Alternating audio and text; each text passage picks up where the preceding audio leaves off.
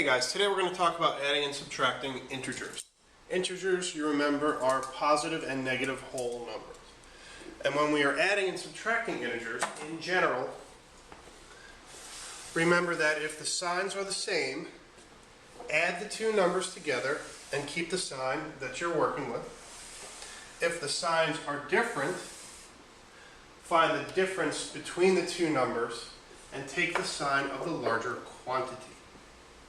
Okay, so let's look at some examples here.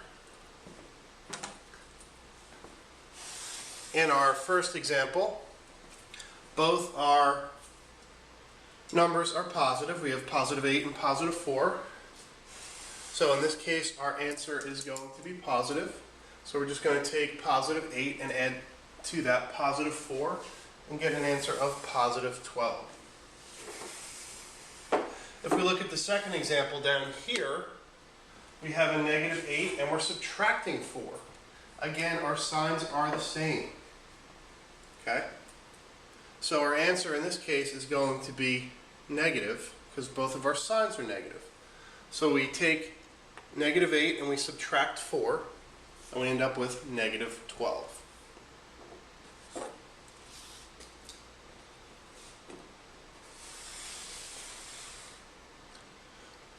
When we have the problem 8 minus 4, our signs are different. So then we have to find the difference between the two numbers. We have to subtract. So we take the sign of the larger quantity, in this case it is positive 8, and we find the difference between 8 and 4, which is 4. So since our 8 is our larger quantity and it is positive, our answer will be positive, so our answer is positive 4. When we have negative 8 plus 4, okay, our signs are different again.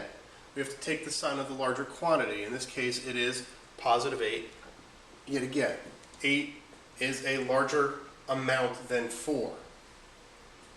So we find the difference between 8 and 4, and 8 minus 4 is 4, and then we apply the sign of the larger quantity.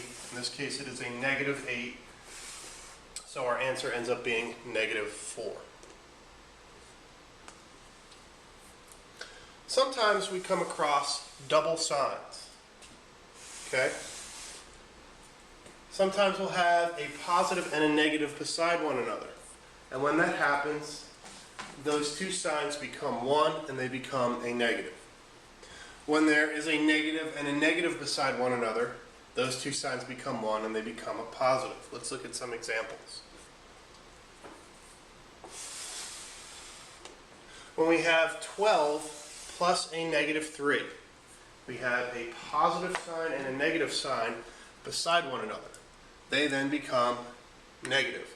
So these two signs together become a subtraction sign, and we have 12 minus 3, and that equals 9. Below here we have negative 15 plus a negative 8. Again, we have a positive and negative sign beside each other, and then again they become a negative sign. So negative 15 minus a positive 8, becomes negative 15 minus 8, and that added together